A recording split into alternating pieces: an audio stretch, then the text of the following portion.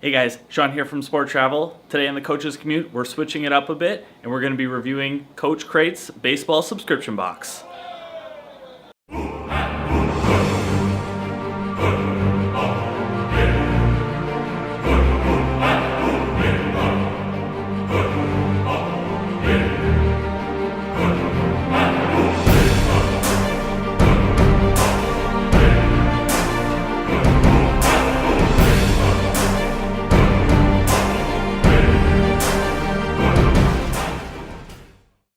Hi there, Sean here from Sport Travel. I'm Tyler.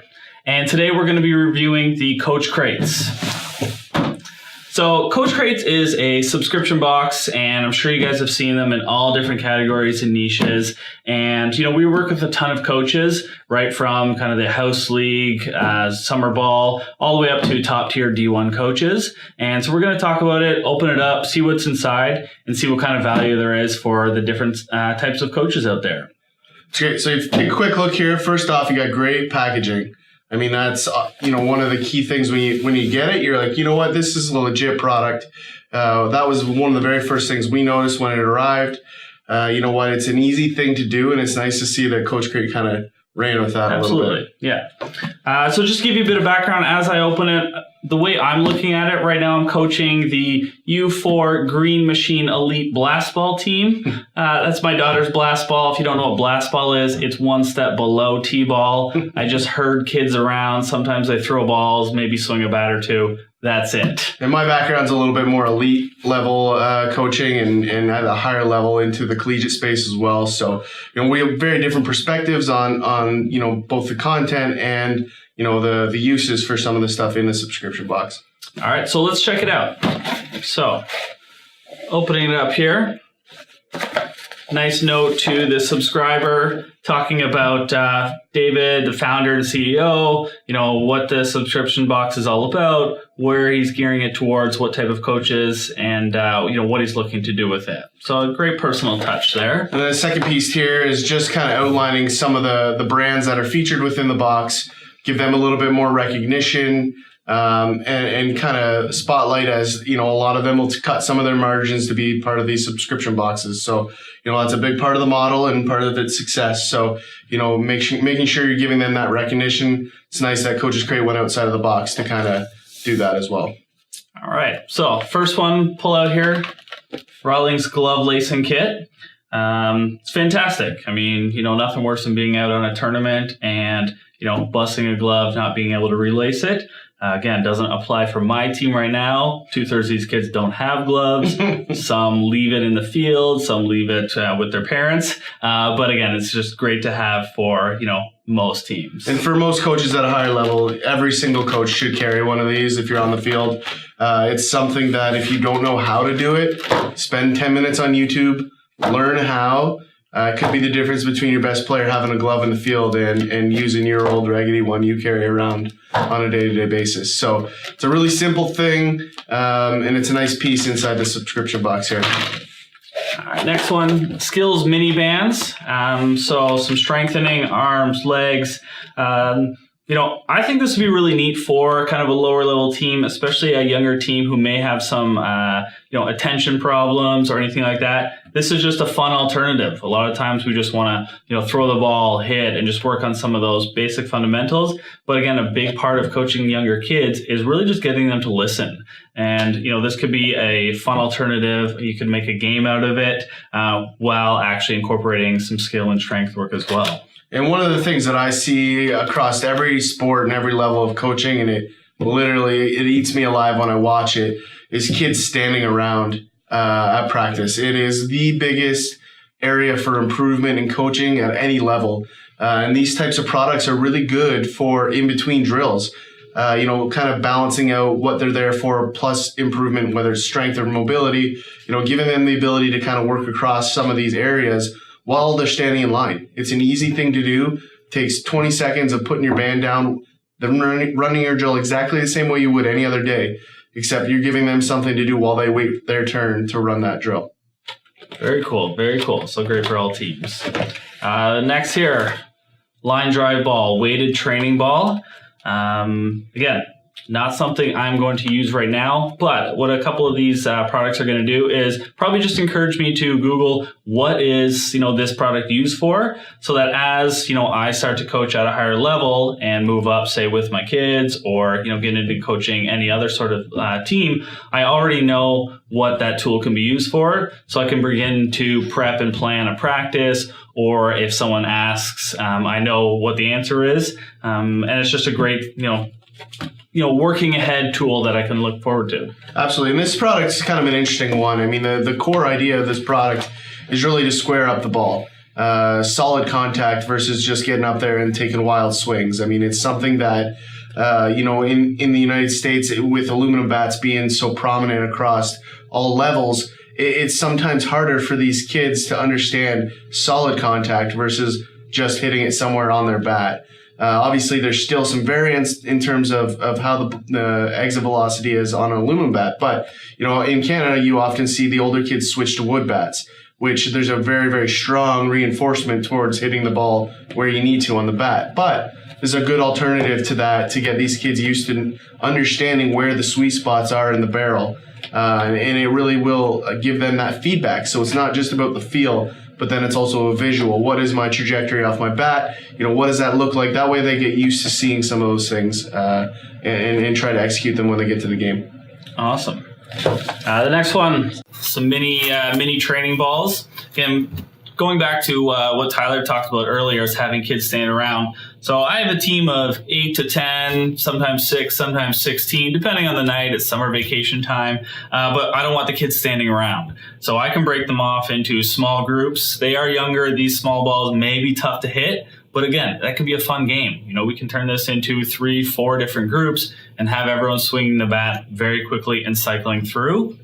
And if a 4-year-old can start to hit some of these mini balls, D1 for sure. Absolutely. And the Wiffles are one of the most, used training tools across baseball. I mean, it's such a great way for kids to learn. It's safe. A lot of coaches will pair up kids or groups of kids where they're shagging and one kid's throwing and then one kid hitting, right? So you get multiple people involved. You can have some games in behind as the balls are hit. There's a lot of great uses for the wiffle ball. It is, for me, one of my favorite tools when it comes to hitting because it gives really, really good feedback on contact. And it also is just something that's really safe that can be used without a lot of supervision as well. Awesome. The last one, again, tool that my coaching level, not really going to worry about, but it's a curve trainer. I'm going to look at this, figure out what is it even for. So now I'm going to do some more research into, this type of training, how this tool can help. And maybe now I find, 3, 4, or 5 different drills that I can kind of pocket away for future use and just start to learn, how I can improve as a coach down the road. Absolutely. And this again goes back to hand-eye coordination. This is really just about getting the kids looking for something in the movement of the ball.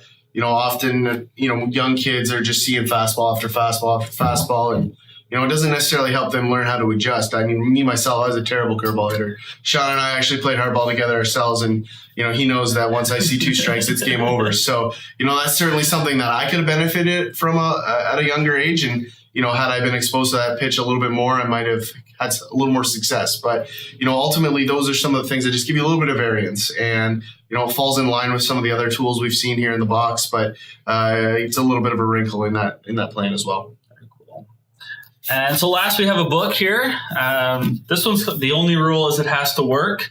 Tyler talked about it in a second. I think he's heard of it. Personally, I haven't heard of it, but I do like the idea of adding a book into each of these subscription boxes.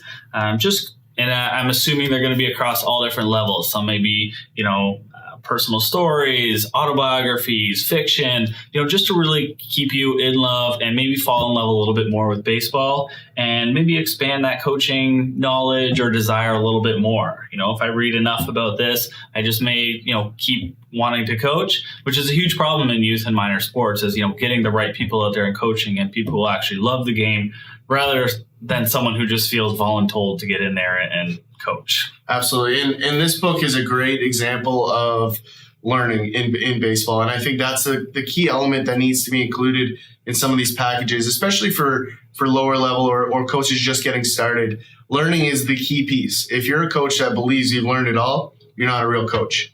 And that's the reality. If you have to constantly be ahead of the curve.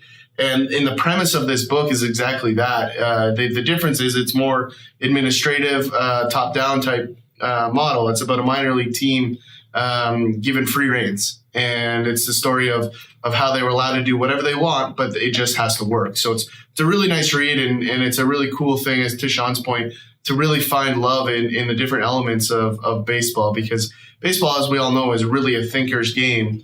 A lot of people look at it and say, oh, it's boring and slow, but once you get into the intricacies of baseball, it's quite the opposite. So it's a really good view into that, and I mean, it's certainly worth a read if you haven't read it. Awesome. So overall, my impression of this box is it's fantastic value for what you're getting here. Individually, you're getting over $80 of value, and the subscription is $50 a month, and you can even get it a little bit cheaper if you subscribe for the year. So I think that's fantastic right off the hop. But again, like I said, I think the biggest piece for me and where my coaching level is at is just the nudge to learn a little bit more as a coach. And I'm going to get these tools and, some more information and want to do some more research and more learning on my own. And for me, the subscription box is a really great tool. Obviously, exposure to new products, new ideas is certainly something that everyone should be chasing. And being involved with a product like this certainly gives you that opportunity. My only problem with any of these subscription boxes is really comes down to differentiating between the groups. So Sean and I are a perfect example. The levels that I coached at and the level he's coaching at now, very different. And it's very hard to really center out some of those people in a subscription base, especially early on in a product. So it would be really exciting to see where Coach Craig goes with all of this. And I think, they've got a great concept and a really good network to build off of. But, a couple things that Sean and I spent some time talking about would be add a drill, put a drill inside every box, something different outside of the box, if you will, and really kind of get into how to expand the mind a little bit, not just their product offering as well. So I think that's something, a bit of a cost-effective missed opportunity, I think. Yeah. And maybe it's something that no one's ever asked for. So, certainly something from a feedback standpoint, I'd love to see as a coach, because I know, planning practices is the piece of coaching that is probably the most time intensive. Absolutely. With the exception of the travel, obviously. But, the element of really getting out and planning a practice so that works for everybody is a hard thing to do. And I think that would be a really good opportunity to keep anybody that is a subscriber to the box engaged beyond just the product.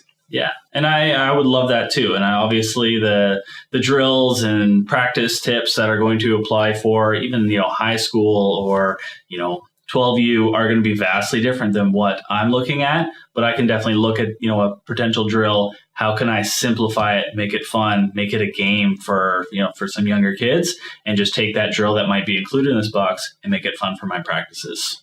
Absolutely. And then just so you know, we were provided with this box at no cost. Yep, check it out. Their socials too. We'll put them up there. Instagram, Facebook, and Twitter. Awesome. Thanks, guys. See you on the field. Thank you. See ya. If you have a product or service that you'd love to get in front of coaches, parents, fans, whatever that may be, hit us up in the comments, email, DM. We'd love to check it out, do a nice video review.